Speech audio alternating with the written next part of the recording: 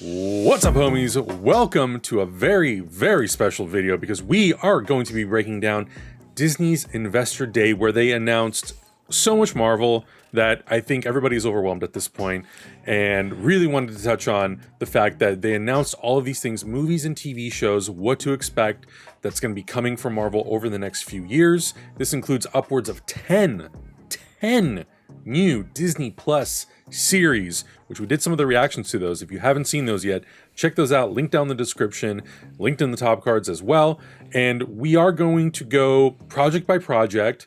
Some of these things we will go in a little more in depth. A lot of the stuff we won't, because we literally got no context. Yeah. So I just want to give a fair warning there. If you want to jump around and hear our thoughts on certain things, we'll be breaking this down by chapters. So you'll be able to go through every single thing that we talk about. The first thing that we need to talk about is Black Widow. But we already know. It's coming out in May. It's going to get a theatrical release. They're going to stick with the theatrical release. We know the plot. We know the story. We didn't get a trailer. We don't need one. We've already had 3 up to this point. So I think right now for Black Widow, May 7th, 2021, it's a waiting game. It's just a straight up waiting game. Let me stand up for Black Widow. This character deserves more. She was done dirty in Endgame. She was done dirty in that whole last 2 movies. It sucks. Then she got done dirty by the Rona. That sucks even more. Guys, I am so upset that she's done so dirty, she doesn't deserve this. We've been waiting so long for this movie, and I know it's going to be tough to wait 6 more months for this thing. But I hope my biggest thing is, like, I hope in May, when the opportunity comes to watch this movie, that we can do it safely, and that Marvel is not forced to put this, because I think at this point, if we can't go to theaters safely in May, they will probably just put on Disney Plus, because it's going to cost them way more money to shift their whole slate again. I agree. I agree. It'll be like Mulan, but hopefully, man, fingers crossed, we can get some of that. What was the news recently on the news where somebody was like, "Oh, it should be like a state of emergency with this vaccine. They need to put it out ASAP." Yeah. So we'll see. We'll see what happens. We'll see. The next big thing that they announced was the wrap of production on Shang-Chi and the Legend of the Ten Rings. We got a date for that, which we had already got some dates prior to. July 9th, 2021. They did announce the cast, which we got some of that stuff previously at Comic-Con last year. There may have been 1 or 2 additions in this, but obviously Simu Liu playing Shang-Chi, Tony Leung as the Mandarin / Wen Wu. For those people who don't know, this is going to be Tony Leung's first American starring role. I was introduced to this actor through watching a lot of Wong Kar-wai movies. If you have not seen In the Mood for Love, cannot recommend it enough, or Chungking Express, an amazing actor, and I'm so pumped to see him join the Marvel Universe. It's going to be amazing. But we've also got Awkwafina, just an amazing cast. Michelle Yeoh, such a really good cast. We didn't get a new trailer. Michelle Yeoh returning, because she's been in the MCU before in Guardians Volume 2, and now she's playing Jian Nang. Yes. Jian Nan. Awkwafina's playing Katie. Menger Zhang is playing Zhai Ling. Ronnie Chiang is playing John. Fala Chen is playing Jiang Li. And Florian Montiao is playing Razor Fist. That name should be familiar to you guys. He was in Creed 2, and he was Victor Victor Drago. Oh, very cool. Okay, really? Yep. Oh, awesome. Okay. Anyway, stacked cast, like very ridiculously stacked. Can't wait to see Some people are very surprised that we didn't get a trailer. I kind of feel like it's unnecessary at this point. I know that even though the movie was supposed to already have come out, or was supposed to come out soon, I don't think at this point we really need it. I think right now the priority for them is to just get the movie done.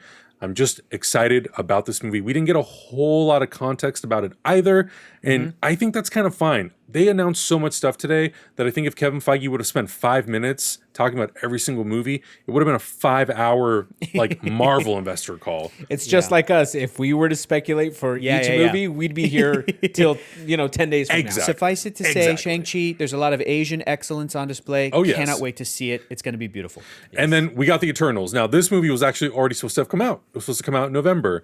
Now they ended up just pushing the movie back a whole year, which I think for that movie is probably better, because it seems like it's going to be insanely visual effects heavy. Right. Directed by Chloe Zhao. We got Richard Madden. Gemma Chan also is now playing her second role in the Marvel Cinematic Universe. Kumail Nanjiani, which, like, Love that guy. Big sick, more like big thick. More big Dude, thick. thick boy. I feel Oh my bad God. for him because he's not naturally a super fit guy, and he told us about his routine to get that fit. I feel bad because he's like, it's tough to look that but good. Man, he's putting that work in, and it's paying off so good. It's good. We also got Lauren Ridloff, Brian Tyree Henry, Salma Hayek, which good job, Marvel. Leah Hey, McHugh. Latina, chalk one up for the Latinos. Chalk one. Right? I'm Just going to come keep on. counting score because So I'm a little good. bitter, but, it's, I know. We got to do better. yeah. It's a good start, though. Yeah, that's a good Salma's start. great. That's a good start. I know. That's a one with a star over it. Now we just need Banderas and we need Robert Rodriguez, and we're just gonna have a full fucking reunion, and it's gonna be so good. We also got Leah McHugh, Don Lee, Barry Keoghan, Kit Harington, and of course Angelina Jolie.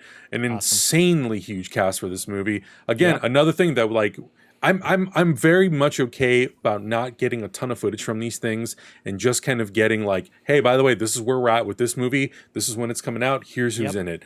I kind of feel like that's all we needed right now. That's it. Well, let's spend 2021 getting the trailers and speculating what the story is. But I think the concept of Eternals is really, really cool. I'm excited to explore the Marvel Universe from a very unique perspective. And Thousands of years, apparently. Exactly. And we got some stuff at D23 last year, which included some concept art of their suits. Looks really rad. But I'm also going to be very patient.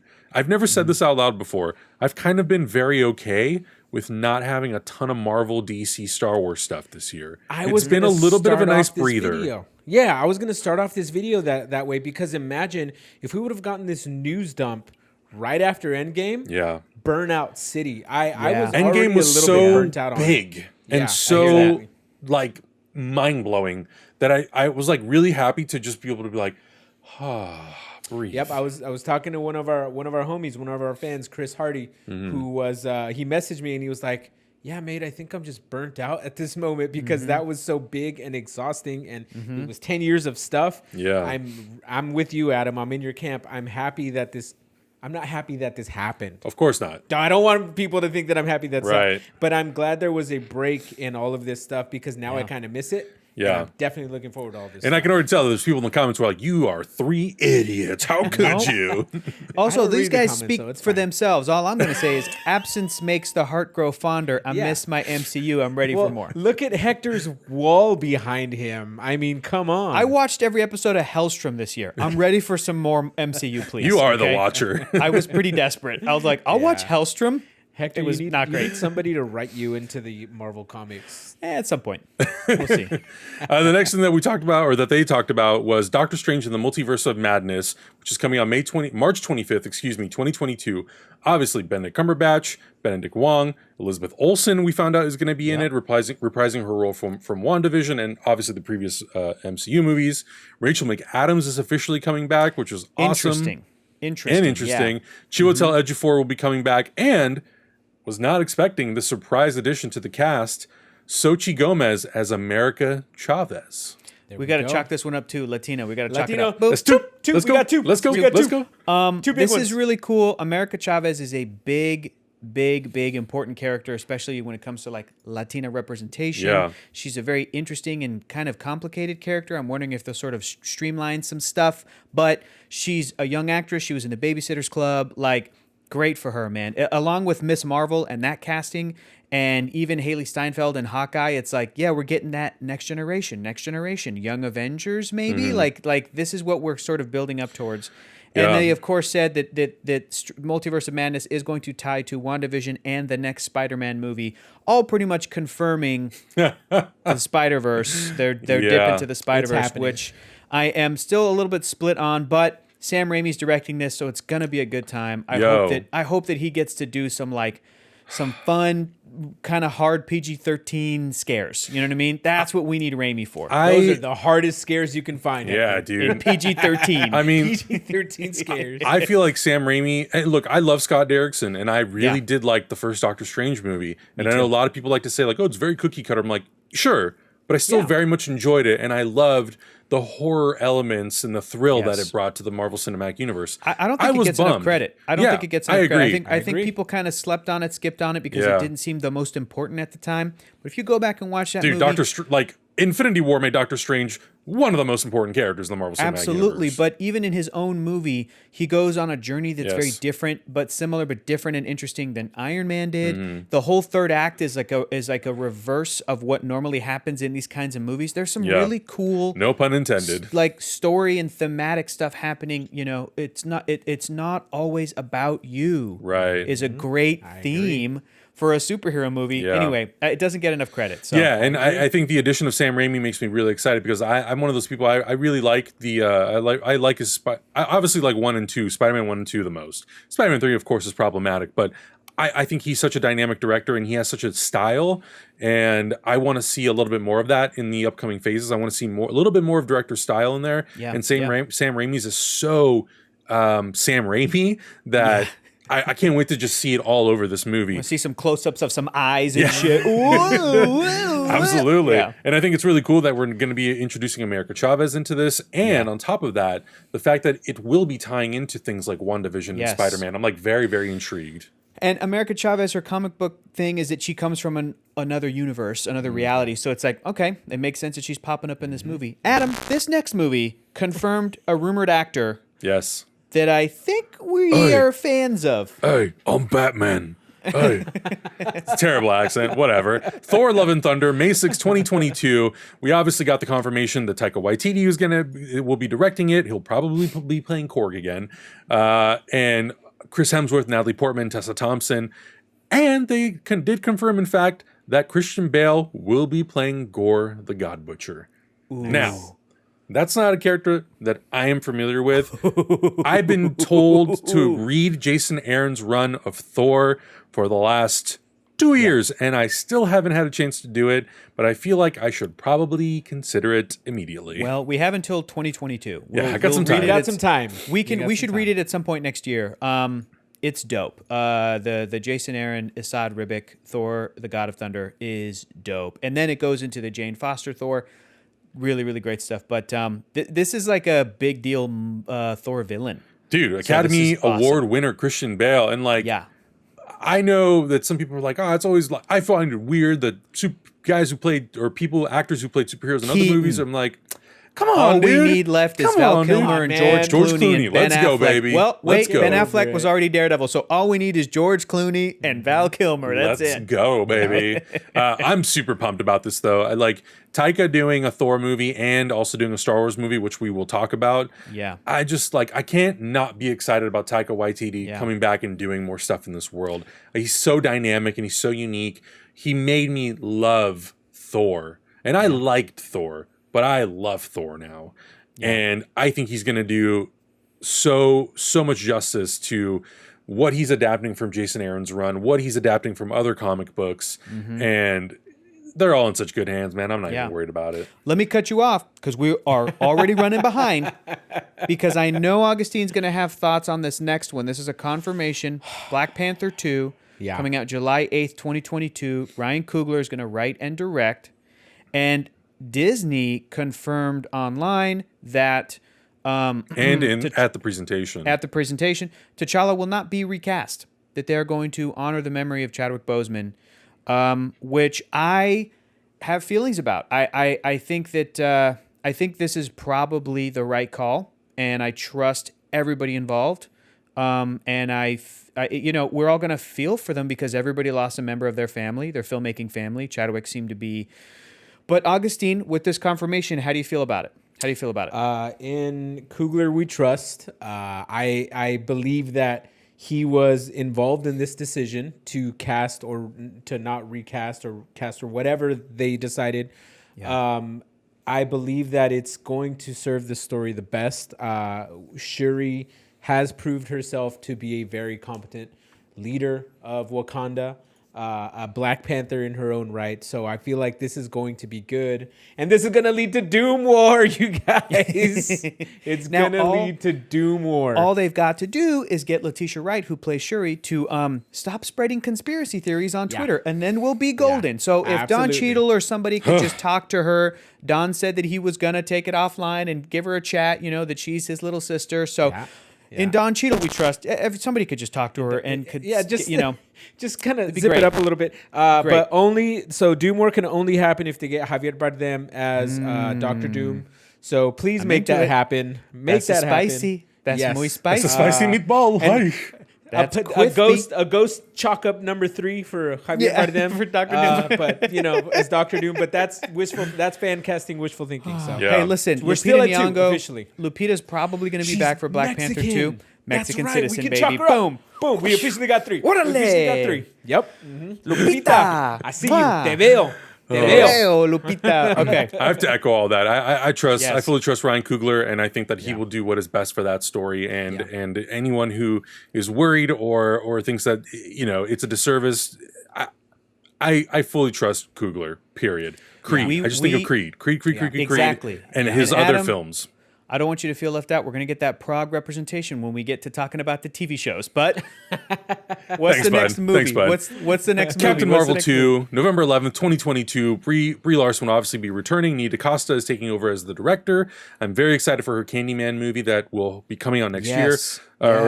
Next year. But now we've got a few other characters joining this crew. Iman Vellani will be jumping over from the Miss Marvel show into this movie, and Tiana Paris will be jumping from WandaVision and playing the role of Monica Rambeau in the sequel.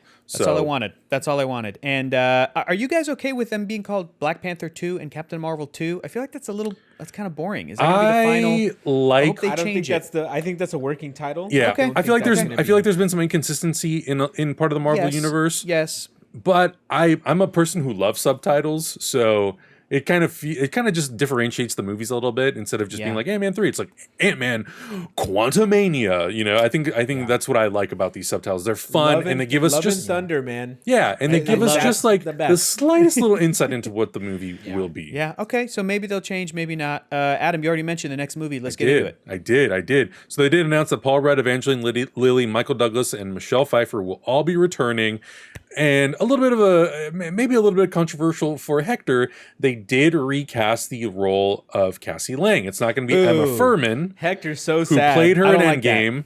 It'll be she did Catherine Newton, who was just in Chris Landon Blumhouse's Freaky. I thought she was awesome in that movie. So and she was also in excited Detective about Pikachu? this. Wasn't she in Detective Pikachu Yes, also? I believe so. Okay, cool. Okay. I'm excited about this casting, but I totally understand the bummer that the consistency gets kind of broken.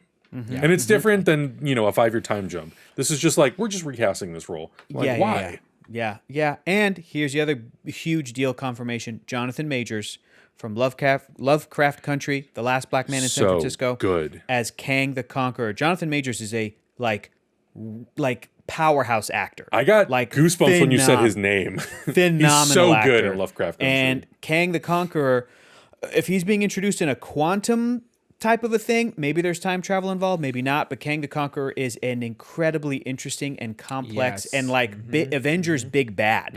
Like to the point where people are like, is Kang going to be the next Thanos? Like, is he going to be the next endgame of the next phase? He has that capacity, yes. He's up there with Doom. So it could go either way. It's Doom, Thanos, Galactus, Kang. These are the big, these are big boys. Hela was one, but then Cate Blanchett, her character, R.I.P. in Thor. Honestly, even if from like a graphic design perspective, this might be like trying to pick it apart too much. You look at the logo, Ant-Man and the Wasp, Quantumania. The Ant-Man and the Wasp part is very small, and the Quantumania part is huge. And I'm like, are we doing even more multiverse shit in this movie? Absolutely. It's gonna be nuts, man. So I feel like Phase 4 is just multiverse. They should just call Phase 4 multiverse. It's interesting because it's its own universe on its own. Right. Like we still have to get the lockdown jail. What's it called, Hector? The big jail that they have in the Quantumverse. God. I know there's a couple. War. There's you may be thinking of the Negative Zone, which is where Annihilus comes from, and Reed Richards and the Fantastic Four will journey into. I know about the Negative Zone, but I do know there's a prison in the quantum has realm. A prison in the quantum realm as well. Damn, Ant-Man, Hank Pym in the comics is kind of a bastard, you guys. I tell you what.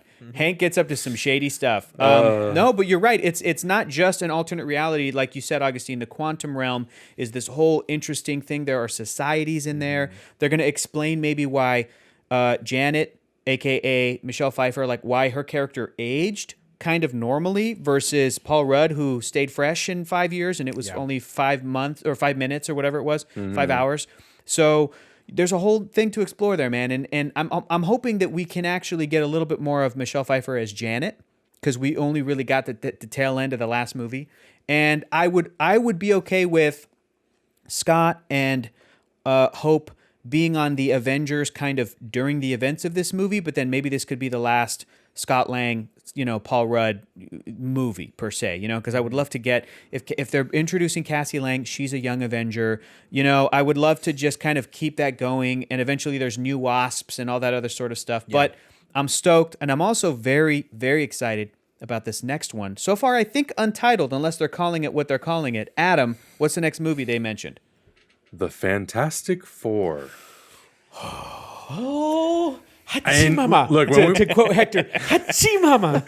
When we were at Comic-Con last year, Kevin Feige, he made the whole big deal of like, well, we were out of time, but we didn't get a chance to talk about mutants. We didn't even get to talk about the Fantastic Four, and everybody was like, "You son of a bitch, you cannot do that to us," which was perfect. But it was great to at least have one of the two big projects from Fox that we have all kind of been foaming at the mouth and waiting to find out something to officially announce the Fantastic Four is in fact coming with no release date yet, but it will be directed by John Watts.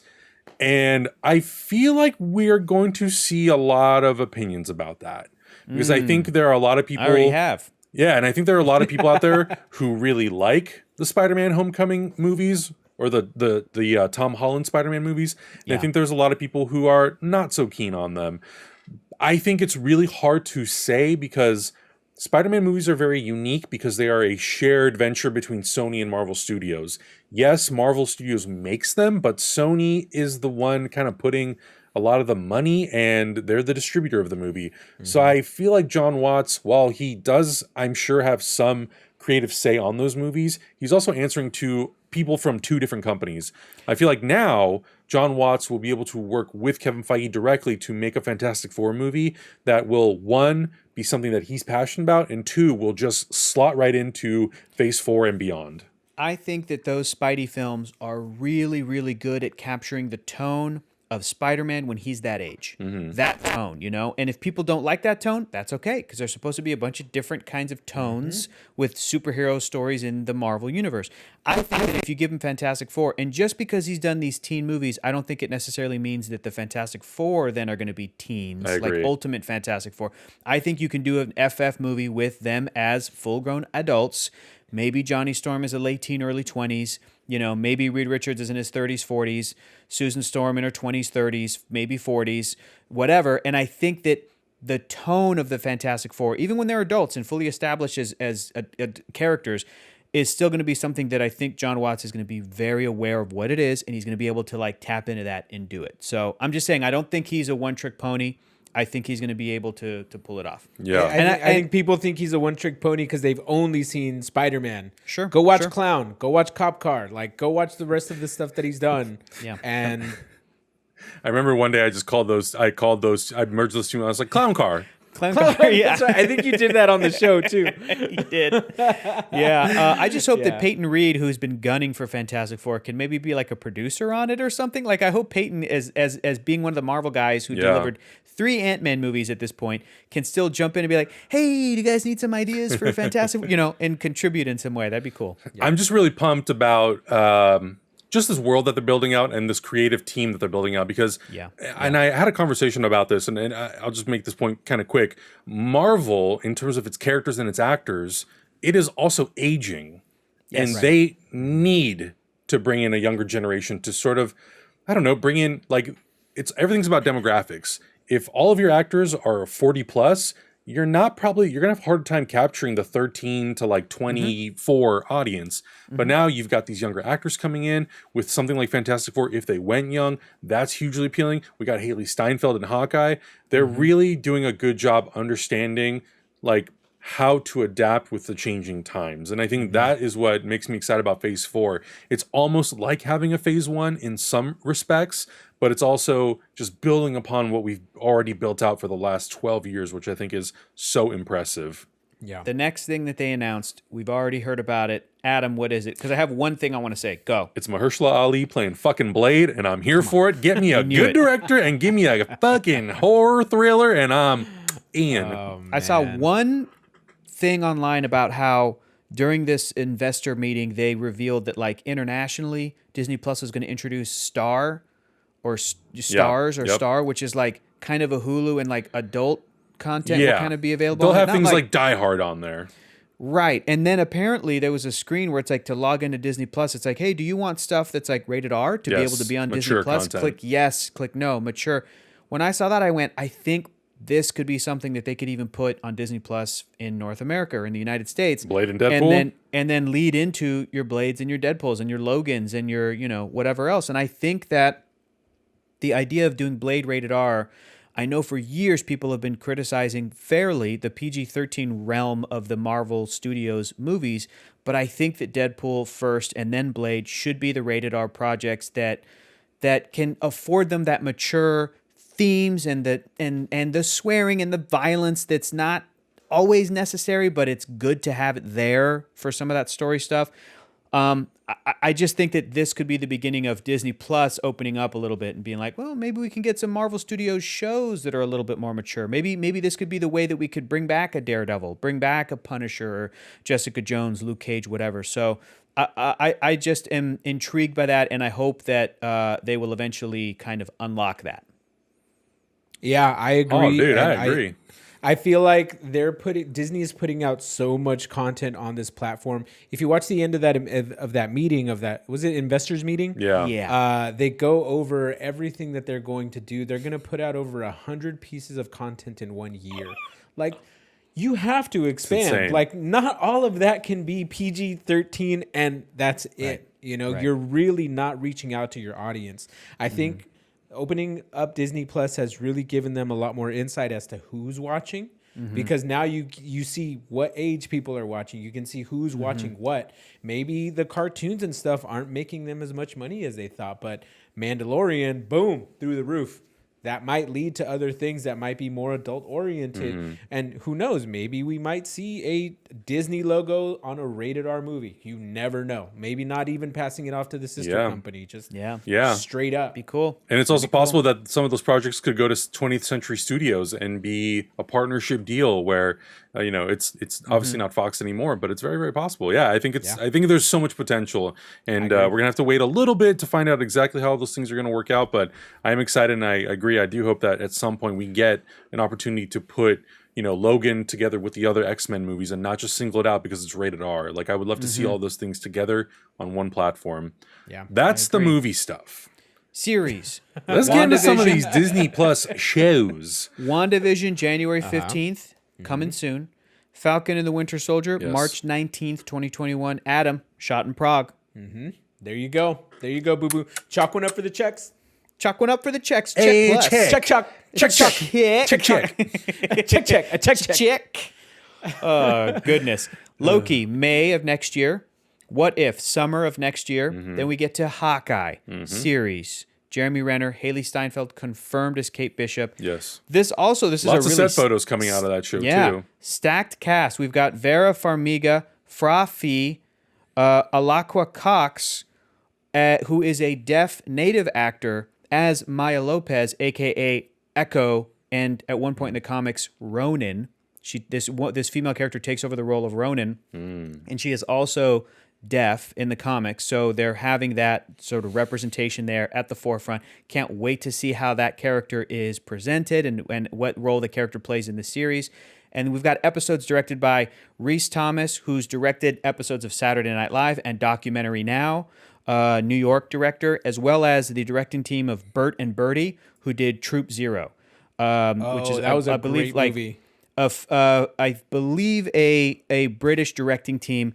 I imagine that the Rhys Thomas directed episodes, maybe they're Clint Barton, and then Bert and Bertie maybe is like the Kate Bishop, because the comic book series kind of did a similar thing with alternating issues as well, kind of focusing on different characters. Incredibly exciting. Oh, and I have to mention Pizza Dog. Incredibly exciting series because of the potentiality of Kate Bishop, who is an awesome character and one of the founding, no, maybe not founding, but early on members of the Young Avengers. They're doing it. This is Maya Lopez. This is not a character we can chalk as Latina representation, the character at least. I have to do research on the actress, but It's exciting. And again, another character, Hawkeye, supporting role. Finally, a show where this character gets fleshed out. Maybe this will make the series, this will make the character a character that people go, oh, I really like Hawkeye. Because he's been the punching bag joke up to this point, you know? He should have died. He should have died, and I'm never gonna get over it, you guys. Maybe he feels the same way. Augustine. Yeah, right. I think he does, and I think he needs to go back in time and make it right. This is again another thing of like leaning into Marvel really understanding that they also need to actors aging out, bringing in new actors, fresh talent. I love Haley Steinfeld. She is so talented. Ever since I saw her in True Grit for the first time with Jeff Bridges, she was awesome in that movie. All the way up to Bumblebee just a couple years ago. I think she's so insanely talented, and she's also got a very successful singing career and all that sort of stuff. But I think she is one of those actors who is so right for Marvel because she's just incredibly enthusiastic, and I feel like everything that she works on, she puts so much effort into, and it just makes me excited to see that the concept of legacy that has kind of always been ignored by comic book movies is actually now being embraced by comic book movies, whether it's DC or Marvel. I think that's really, really cool. That's what I'm saying. It makes me excited. That's what I'm saying. The next series is coming late 2021, Miss Marvel. We've got Iman Vellani confirmed as Kamala Khan, Miss Marvel herself, who then also on the day got double confirmed she's going to be in Captain Marvel 2, which is very, very, very exciting. So, yeah, let's go ahead and look at this sizzle reel. I'm excited about this. There we go. Miss Marvel is a new kind of superhero. But at the core of all of it, her story is so universal. Miss Marvel is one of the newer characters in the Marvel comics. And when one comes in that grabs the world's imagination like this, the questions are, when are we going to bring Miss Marvel to the screen? When Miss Marvel first came out, we had such an incredible reaction. It was so incredibly popular because everybody could see themselves in her. I never saw a young teenager of Great color, comic. specifically a Pakistani, in a comic book. Are you kidding? You promised you'd be cool. I am cool. The casting process was vast. Wow, that was mean. Iman, we knew that she was Kamala Khan. It was unanimous decision. Yeah, I can't comprehend this right now. And then, of course, we've got a really incredible team of directors. Bilal Fallah, Adel Al-Arabi, Mira Menon, and Sharmeen Obaid-Chinoy. And all of them are taking the material and elevating it. So human. It's about a teenager figuring out who she is and about relationships. Family and friendship is at the heart of the MCU canon. That's what's so exciting about the story that we're bringing, is that we're going to introduce you to a new family that's also going to be part of the wider MCU. Her dad in the background there. Oh, I can't wait.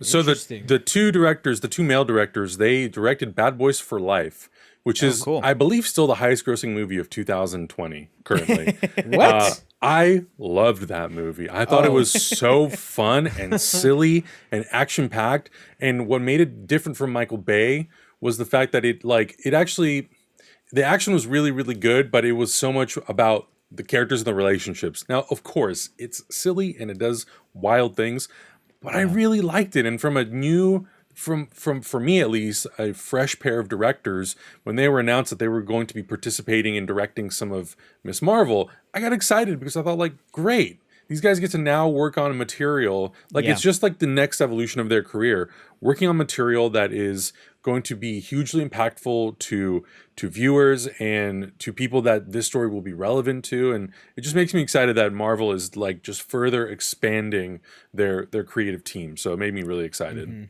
The show, not without some controversy right now. There's a hashtag Fix Miss Marvel that's going around. Really? Because apparently, and please, if you're watching this right now, do yourself a favor, look it up and go and find some of the voices that are people talking about this. Apparently, and I may be mistaken, they hired an actor who has a history of sexual misconduct, sexual harassment, allegations, really, really bad stuff.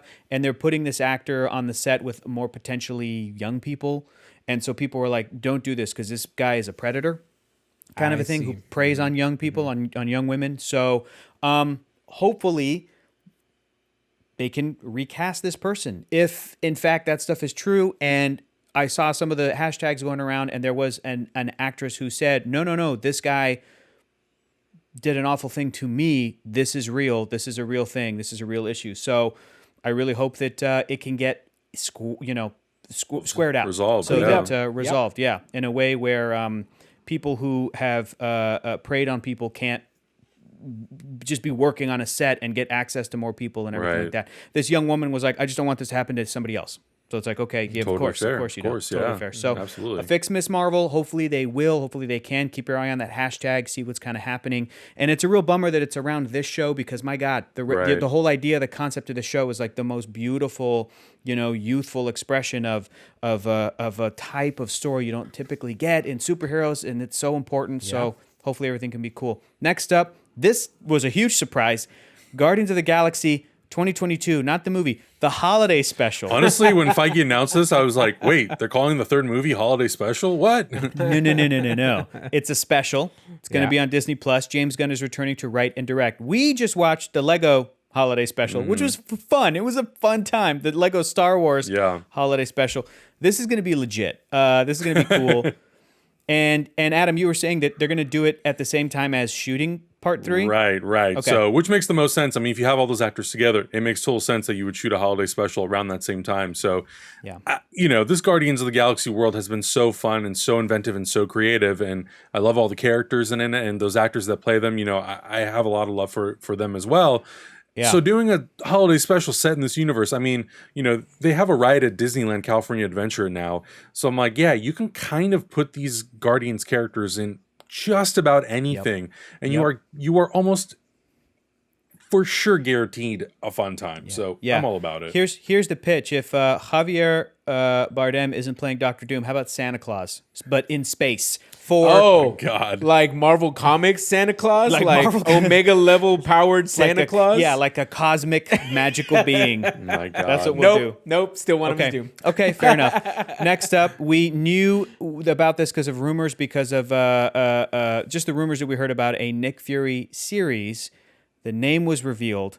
It was also revealed that Ben Mendelsohn is coming back as Talos, the Skrull. It's a series, and it's called Secret Invasion. That's the story. That's the ticket right there. Adam, is Hector okay? Adam, you have to watch Avengers, Earth's Mightiest Heroes. Just like we keep ragging on Hector to watch Clone Wars and to watch Rebels. Yeah. Adam, you have to watch Earth's Mightiest Heroes. It's on Disney Plus. Yeah. Just watch it all the way through. It's the perfect example of Secret Invasion. Yes. It's an animated show, but the way they did this invasion is so great. So check that out for sure. Can't wait. Yeah, I'm super excited. I mean, Nick Fury has been basically like the godfather of these characters. So I think it's really cool that we get to have him go on some sort of an adventure of his own and kind of be really involved in the action. And I love Ben Mendelsohn. I thought his role as Talos was so great. And the ending of Spider-Man Far From Home was such a fun twist that I was not expecting. So I'm really curious to see if this will kind of play on that revelation in that movie and what that means for Nick Fury. And I think it's a really fun team up. And even though I don't have the context of exactly what Secret Invasion is, I'm sure it's going to be fun, and I will go watch. You don't even know what it is. We got to read it. It's pretty crazy. Adam. My goodness. This is something we might have to put on our Patreon. This is something that is that good. I think we might have to put it on our Patreon. I number one want for this series is that I hope that there's a Thor involvement, a Thor cameo, because at some point I need Nick Fury, Samuel L. Jackson, to say, yeah, well, my God has a hammer. And then Thor shows up because a Skrull tells Fury, God loves you. Our God loves you. And that's why we're invading. That's why we're doing this, because Skrull's God loves you. And Fury goes, yeah, well, my God has a hammer. And then Thor comes in. Like, please, that's all I want. Yep. Next, this is a huge revelation, talking about a guy who's been there from almost the beginning. Rhodes has been there from the beginning, but we've got Don Cheadle returning as War Machine, James Rhodey, in a series for Disney Plus called Armor Wars. Tony Stark's worst fear coming true. What happens when his tech falls into the wrong hands? Here's what I love about this. Armor Wars is a classic Iron Man story starring Tony Stark. Even after Tony is gone, they're still going to mine this story for all of the story goodness that's in it. And of course, War Machine should have a movie, should have a series, just like Nick Fury, just like so many of these characters. I can't wait for this. This could be so dope. And I bet you it even ties into the series that they announced after this. First of all, any thoughts on Armor Wars? Any thoughts on that? I love drawing a blank here. I love Don Cheadle. Great. Love Don Cheadle. I was very sad when Terrence Howard was replaced, but I love Don Cheadle. He's been such a fun supporting character. He's played off of Robert Downey Jr. so incredibly well. The fact that we get to have War Machine have his own show and we get to further just kind of explore his story, I'm really interested in. And I think we can get a really unique perspective from Colonel James Rhodes, something that we've touched on a little bit here and there, but not really gone too much in depth. So I think started as #1 Air Force Army guy, and I'm like, I don't think that's where he ended in Endgame. I don't think he's that guy. Exactly, and I think you take that, and you take the concept of what this show is about, Tony, the Iron Man tech getting into the wrong hands. You know, we've played a little bit with that in the first Iron Man movie, but now we live in a completely different world. The Marvel Cinematic Universe has greatly evolved, so I want to know what that feels like in a post-2023 world. And I think the next series, Rockwell back. Bring Sam Rockwell back for Armor Wars. Justin Hammer. You got to get Justin Hammer in there. Hammer, Come on, Sam Rockwell is so fucking good. Next series, Ironheart. This is wild because this is nobody expected this soon, but this is going to be a series. Ironheart is about the creator of the most advanced suit of armor since Iron Man. I'm going to repeat that. The most advanced. This is already like post the sort of nanotech. Like this is wild. And Dominique Thorne from If Beale Street Could Talk is going to be playing genius inventor Riri Williams. This is a crazy one. I did not expect this until years from now. Already been announced. Stoked. Any thoughts on Ironheart? This is even newer than Miss Marvel or Captain Marvel in the comic book sense, because Ironheart was just announced a couple of years ago. I remember when the comic, the art first came out, I was blown away. First of all, I was like, how's she going to fit all that hair into the helmet? Let's figure that out, because nobody's ever explored that. But I think it's really cool that a 16-year-old grad from MIT, or not even a 16-year-old kid at MIT, is the new Iron Man or Ironheart. So she's going to be looking just like Cobb Vanth. She's going to take the helmet off. It's perfect hair every time. Beautiful, perfect. Yeah. Well, and I think also, you know, Marvel and I think DC has done a lot of this too, and they're doing it especially now with a lot of the things that they're testing in the comic books. There's an unfortunate recognition that like the comic books are not obviously as widely popular as the movies. But the thing that I think both companies are doing, which is really smart, is they are using the comic books to test concepts, to test characters, and to test ideas.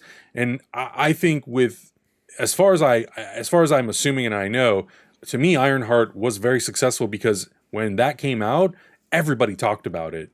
So to see that sort of success, it makes total sense for them to say like, well, people loved Iron Man. They loved Robert Downey Jr. Let's give them another reason to fall in love with that character again and to bring it to new audiences. You know, now it's great because it's a female character. So you're tapping into demographics that you might have not been able to tap into with Iron Man, but now you'll have a perfect opportunity to do that with this character. So awesome. I'm really excited about this. Just like Kevin Feige said on that Miss Marvel sizzle reel, it's like, hey, this character exploded in the comics, so of course we were paying attention, you know, just like you said. Next series, we got some confirmation for stuff. She-Hulk, Disney Plus series. Tatiana Maslany confirmed as Jennifer Walters. We got Mark Ruffalo confirmed coming back as Bruce Banner. Cousin Hulk. Tim Roth coming back as Abomination, not Emil Blonsky. I think because he's been stuck as Abomination this entire time. So that, and what's he going to look like? I can't wait. I might have peed a little when they announced that, just a little bit. I thought we were going to wait till the end to talk about this because this, Hector, you've been talking about this since I've known you. Oh yeah, She-Hulk is one of my all-time favorite comic characters. I cannot wait to see this series. Just real quick, we've got directors confirmed like Kat Corio, who did Brooklyn Nine-Nine episodes, Shameless, tons of TV stuff, as well as Anu Vela, who did episodes of Mixed-ish, AP Bio, tons of stuff. So these great television directors that have great ability to do like ensemble cast, comedic stuff, some real stuff. So perfect for She-Hulk. Adam, you heard an interesting thing. during the She-Hulk presentation. What'd you hear? First of all, I was super pumped about this. And again, because these things are kind of far out, we didn't get a ton of story elements and a lot of stuff like that. But it was really cool to finally hear them confirm Tatiana Maslany, Mark Ruffalo, and to get Tim Roth back. That's a character that I feel like we've been talking about for over 10 years of like, when is Emil Blonsky going to show up again? When is Abomination going to show up again? So I just need Liv Tyler, Betty Ross, and then man. It's complete. The collection. And is at this complete. point, it's like, you got to do it. You've almost completed that whole set of characters. You know, you've already had Thunderbolt Ross in there. But the thing that I thought was very, very interesting that Kevin Feige said, and some other people picked up on it, was, you know, Jennifer Walters, she's an attorney in New York. You never know who else could show up. And as soon as he said that, I was like, did Kevin Feige just confirm that Matthew Murdock will appear in this show? Because it sounds like it. And we want Charlie Cox to come back. Oh, absolutely. Just gonna throw that out there. Listen, man, these Spider-Man 3 rumors flying around, it's crazy, right? It's crazy. It's cray-cray. And I'm hoping it's true. Next up, this is very interesting, probably more geared towards kids, but I'm stoked about it. I Am Groot is going to be a series of shorts coming to Disney Plus, Baby Groot stars, featuring several new and unusual characters. I assume it'll be live action. I assume it'll be something that sort of the Marvel Studios team can put together, because Baby Groot is like a CG character himself, and, will require Vin Diesel doing some recording, but it's not this big involved production. I'm stoked about it. I think this is super cool. But it could also be animated. We don't know. Who knows? Yeah, and I think finally, go ahead. Just for the show, really quick. I mean, I think it's just a fun opportunity to tap into something that everyone has loved, no matter what age. Yeah. And I do feel like Marvel Cinematic Universe has not really had stuff that's been the most child appropriate. And I'm not saying that they need to, because I think like those stories deal with things that are like very much for older audiences. But I think it's totally okay, appropriate, fine to give kids, younger audiences, something.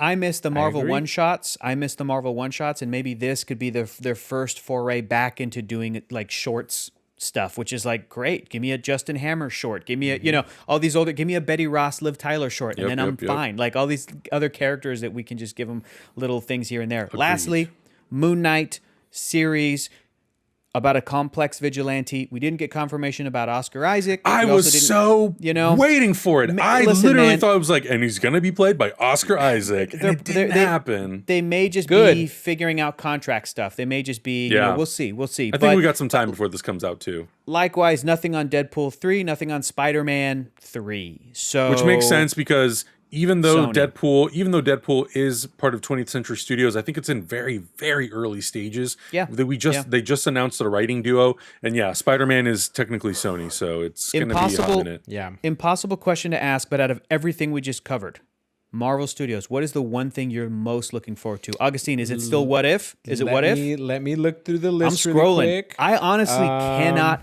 freaking pick, dude. Well, Secret Invasion has a lot of promise. Yeah. I do like I'm into Quantumania. I'm Thor, into that. Love and Thunder. Definitely looking at that. Blade, because I want to see how far they take it. Yeah. What Ifs are real good. Guys, I can't believe there's more than 5 things that I can choose from. This is insane. And honestly, I She-Hulk is on there because I want to see you smile, Hector, when you're watching this. Like, I just want to see you watch this, and I won't even watch the show. I think I'm going to have a crush. It's going to be real bad. That's going to be my problem. Your girlfriend's going to be angry. I'm going to get out in front of it and tell Abby right now. No, she knows. She knows I care about She-Hulk. She knows. So, I'm stoked about all those things that we didn't hear anything about, really, like Secret Invasion, Armor Wars, Ironheart. That stuff is exciting. Guys, Adam, there's always so much info already. Adam, what's your number one so far? My number one so far, I mean, it's really tough to pick a number one. Blade is way up there because I want to explore more of that darker corner of the Marvel Universe, Marvel Cinematic Universe. Falcon and Winter Soldier is way up there because, my checks. Got to represent them. You know what I mean? For sure. But like, I feel like we have such an amazing opportunity because you could pick any 3 of these things and to be your top 3, and like, I wouldn't disagree with you. Yeah. The fact that we get Tim Roth coming back as Abomination is awesome. All these new things that we could potentially discover with new characters and returning characters. Ironheart. I mean, there's just so much cool stuff, and it's going to be a wild couple years before all this stuff rolls out. But I'm really excited.